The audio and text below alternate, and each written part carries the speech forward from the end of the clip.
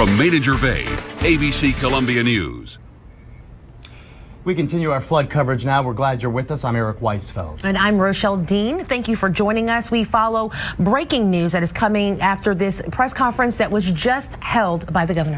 Beth Rousseau is at the South Carolina Emergency Management with an update on the governor's news conference just moments ago. Beth, can you have a recap for us? Hey guys, we just heard from Governor Nikki Haley. She held this press briefing right around noon. She really has some reassurance to offer for South Carolinians. She says that she knows that this is going to hurt. It's going to be a long road to recovery, but she wants to reassure you, everyone out there, that they will be working to get things back to normal and they won't stop until that happens. I'm going to give you some numbers right now. She says there have been 10 dam failures across the state, but she says that they were aware of the dams that needed to watch well before this flooding happened and that they are taking the measures they need to fix those and prevent any future damage. Another thing that she spent a lot of time talking about was FEMA. Of course, the president signed the declaration last night. She said that was a godsend. And she says right now this is about addition and not subtraction. They are working on adding counties to that list so that we can get federal assistance in here for all the counties and all the individuals who need that. They have FEMA officials in the air right now on the land doing assessments, and they'll continue working on that in the coming days. Now, she also mentioned that the next 24 to 36 hours are going to be volatile. She says they're going to be working as the Midlands, as the rain has stopped here in the Midlands, all that water is going to be flowing down to the low country, so they're going to have to look out there. And she says that she will be continuing to give you updates. We'll have more right here on ABC Columbia as it becomes available. For now, I'm going to toss it back to you guys in the studio. Well, thank you, Beth. We've been following breaking news all afternoon concerning the status of area dams in and around that Forest Acres area. We really have, and here's where we are right this very moment. Windsor Lake Dam, we want you to know, has not breached, but there is a voluntary evacuation underway right now for the Forest Acres area. Again, though, we want you to know the Windsor Lake Dam has not been breached. Emergency officials earlier had, in an abundance of caution, issued a flash flood warning, but have just now confirmed there's no breach after crews assess that dam. Now, if you're leaving voluntarily, you can evacuate to AC Flora High School that's located at 1 Falcon Drive. And if you're unable to evacuate right now, you're urged to get to higher ground immediately. Again, though, the Windsor Lake Dam has not breached. This afternoon, emergency officials continuing to monitor other areas in Forest Acres as well, specifically that area near where Over Creek Dam did break. Yeah, we've been monitoring that for several days. It's a part of that 70-mile network of dams, lakes, and streams called the Gills Creek Watershed. Those eventually empty into the Congaree River, and that's where the concern is this afternoon. Now, so far, officials say all but 2 dams in the Forest Lake area have breached, causing additional flooding. Officials say Spring Lake Dam is at risk of breaching, with large debris putting immense pressure on the Forest Lake Dam. As objects fill the spillway, the water rises, and that leaves the water nowhere else to go but an already maxed out Lake Catherine, putting thousands of more homes at risk along Gills Creek Watershed. Officials say if you live south of the evacuation zone to Lake Catherine, consider seeking a safer place to stay. We would encourage them, just if they got another place to stay for a day or two, that would be great, just as a precaution, because again, we don't know. There are more dams that could break. And another area of concern is the canal not far from Adventure Children's Museum. Columbia police have now blocked off a portion of the road that's been deemed an imminent threat. Dozens of sandbags have been placed in the area as hundreds of officials at this hour continue to monitor water levels there. And about 150 people are calling AC Flora High School home this afternoon after seeking shelter after that dam break. There are other shelters at Lower Richland High School and St. Andrews Middle School. For a link to the additional Red Cross shelters, be sure to check out our website, abccolumbia.com.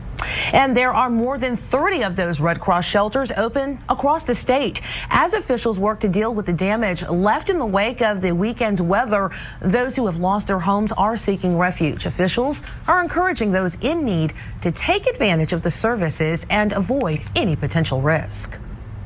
If you got to get out of your home, and certainly if you've been asked to evacuate, please get out and come straight here to AC Flora or one of the other designated shelters. An AC Flora can hold up to 400 people right now. Pets are allowed. There's water, and officials say food will also be provided. And right now, another main concern is water supply. Huge concern for area residents. City leaders say they're working to repair the issues as quickly as possible to restore normal operations like increased water pressure. Until then, though, hundreds of residents remain without running water or are under boil water advisories. Hundreds of them packing area distribution centers to get their hands on bottled water after days without. It's been very rough to keep spirits up, but we're knowing that we're alive. So that's the most important thing. Things can be replaced. And some of us have had to catch rainwater, and we've been sharing with one another. But we've been making it through just with togetherness. And those water distribution sites are set up across the Midlands to provide for those still without water this afternoon. The sites include the Columbia Metropolitan Convention Center, Walmart on Forest Drive, Lower Richland High School, and Landmark Drive. Now, water distribution will run until 6:30 in the evening, and additional sites will be announced later today. We'll be sure to keep you updated on their locations on our website. That's abccolumbia.com. And you should also know that a reminder for you, tens of thousands across the state continue to be without water. Still, though, more are under a boil water advisory. The city of Columbia, Sumter City and County, and Chapin still remain under a boil water advisory. The advisory has been lifted, though, in West Columbia and Springdale. If you're in one of those communities still under a boil water advisory, you're asked to boil that water for 1 minute prior to drinking or cooking. Do not use any ice cubes that come from an ice maker. The water, though, you should know, is safe to bathe in. Officials confirm now the flooding has taken the lives of at least 14 people. That number has been upgraded now during Governor Haley's news conference. 2 additional drownings were fatalities announced here in Richland County. That brings the total now to 7 here in our county. That's right. Richland County Coroner Gary Watts has identified 5 of those victims. The names are as follows: Alexandria Holmes, Timothy Gibson, Robert McCarthy, Melissa Hall, and Robert Alawas. Watts says the victims' bodies were all recovered from vehicles involved in the flooding in Richland County.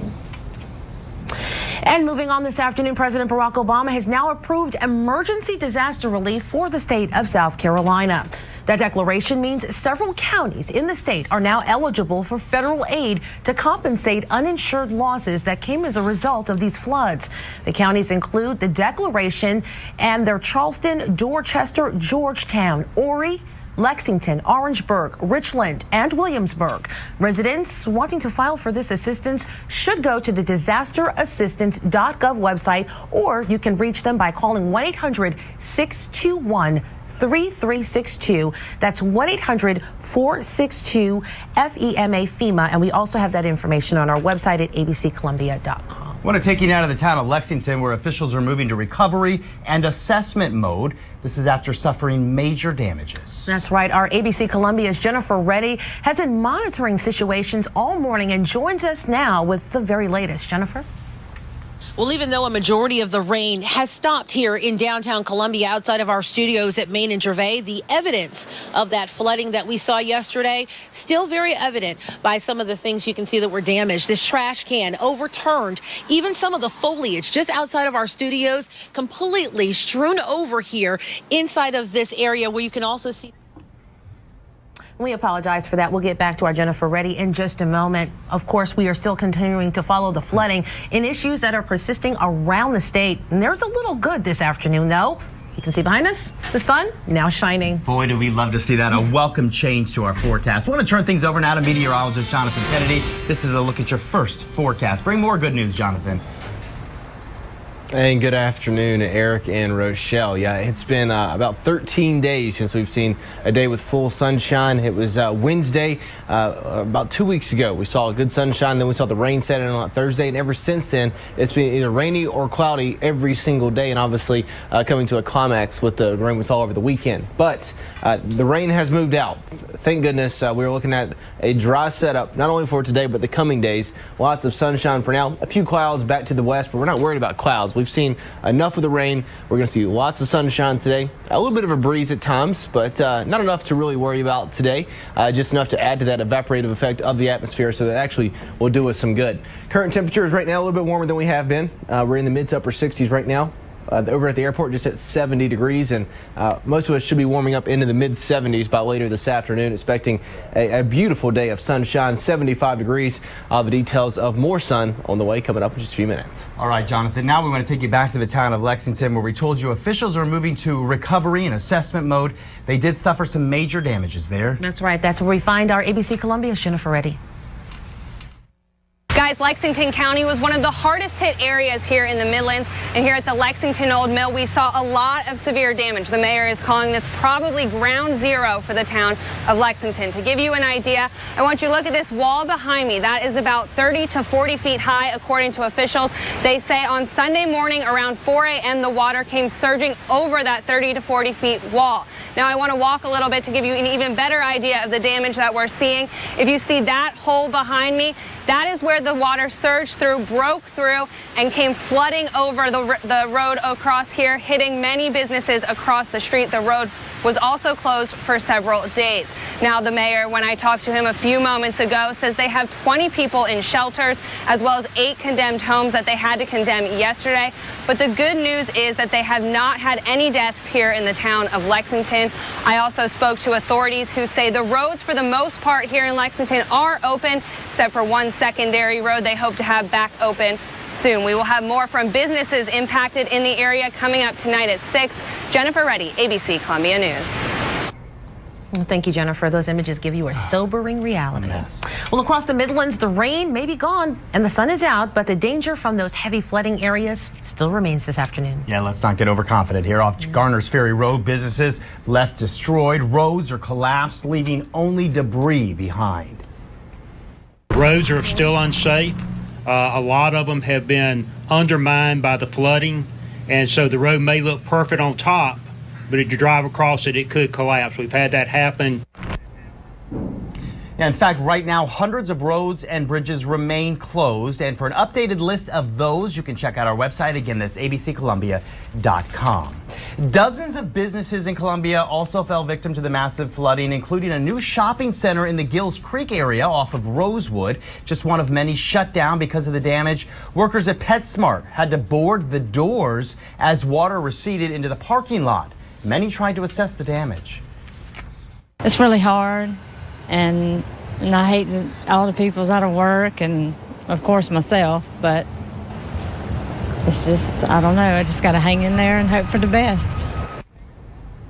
Michael's and Marshall's also shut down due to damage by water pushing through doorways and going into those new businesses. Support for the community and flood victims coming from across the Midlands this afternoon. Right now, Harvest Hope Food Bank hosting a drive-through emergency food service. That's right. It's taking place at both their Shop Road and Lexington locations. Harvest Hope workers will be meeting people at their cars with those supplies. Of course, we know that the tragedy is huge and the devastation is just unbelievable. So to see people lined up already before we even start today, we know there's a need.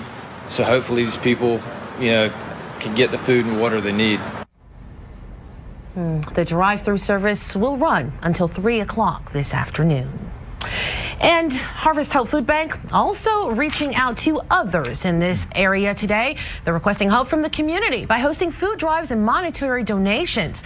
They are in need of non-perishable food items like canned and fruit and vegetable goods to provide relief for flood victims and their families who are not in shelters.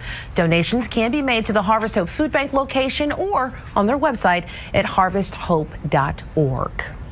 Well, still ahead, many of you have listened to a lot of those warnings we've been hearing all weekend long to stay indoors and off the road. Next, we'll show you why traveling those roads have been so treacherous. That's coming up. We have a bird's eye view at areas still trying to find relief from the floods. That's next, right here on ABC Columbia News at 12:30, live from Maine and Gervais. We continue our flood coverage. Welcome back as we continue our flood coverage here on the news at 12:30. And developing news just coming into our newsroom, we are learning that Sheriff Leon Lott has just announced a curfew in effect again tonight for Richland County residents. This time it is from midnight to 6 in the morning. That's right. A lot of those areas that are still under watch right now at this hour and will continue to go well into the night. Richland County officials are holding a briefing, and ABC Columbia has a crew on the scene. Of course, we will bring you the very latest on this story as it continues to develop on the news tonight at 6 as well as 11. If there's any good news this afternoon to report. It's what you can see behind us. Some welcome relief. The sun shining brightly out there, and it's a sight we haven't seen here for days in the Midlands. That's right. While the rain may be behind us, though, we want to remember that the damage from the floodwaters is not. We're getting a look now from above some of those areas affected. That's right. Take a look at this. Roads washed out, drivers stranded, and neighborhoods underwater. A devastating sight, and one that's become all too familiar across the state. Sobering video there. Well, this afternoon we have learned from a Carolina alert that all Columbia classes at USC have been canceled through Friday because of that flooding. Now, in the face of this tragedy, the community is coming together, and that's the case over at the University of South Carolina. In light of this historic flooding, over 500 students have now signed up to help the city get back to normal once conditions are deemed safe.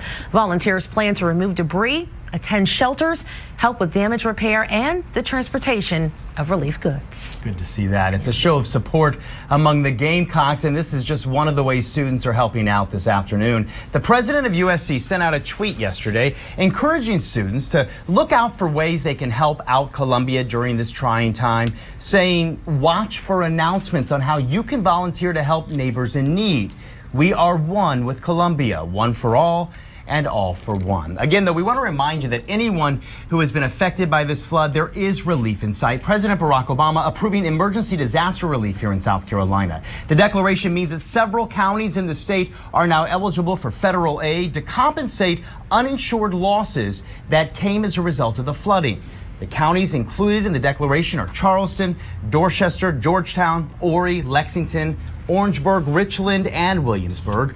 Residents wanting to file for this assistance should go to the disasterassistance.gov website or call 1-800-621-3362. That's 1-800-462-FEMA.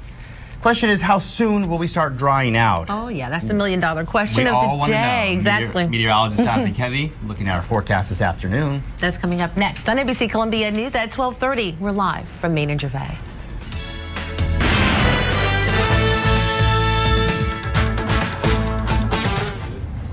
More developing news coming into our newsroom this afternoon. USC Athletic Director Ray Tanner announcing that in light of all the flooding in our area, the USC game could be moved from Williams-Brice this Saturday. That's right. Once again, he's saying this is a possibility. It is not etched in stone at this point. Of course, we spoke to him just a short time ago, and here's what he had to say. There's certainly lots of concerns with our families and people who live here in the Midlands, and certainly the logistics with the highways, the stadium water situation, and other pressures with first responders and highway patrolmen and all the police that we use from various counties around the Midlands. So there are a lot of concerns and a lot of things to consider. Yeah, they're still assessing the situation minute by minute. Okay, let's turn things over to meteorologist Jonathan Kennedy, who's been assessing things as well. Jonathan, how are things looking for the remainder of the afternoon? Well, weather-wise, Rochelle and Eric, they're looking great. Lots of sunshine for us right now. A very mild day so far as well. Temperatures in the upper 60s downtown. Lots of sunshine and hardly a cloud in the sky. And the good news is no sign of any rain in the forecast. Not today, and probably not for at least several more days. So that is exactly what we need to remedy us of this dire situation that we're looking at. Obviously, there's a lot of things, a lot of impact still to be felt from this system. We're still seeing a lot of devastation across the area, and a lot of people are picking up the pieces, but don't get that false insecurity of the sunshine just yet. We're still looking at a lot of cleanup around the area. A lot of things, a lot of roadways are still in some possible vulnerable states. So just be aware of as you're out and about over the next couple of days.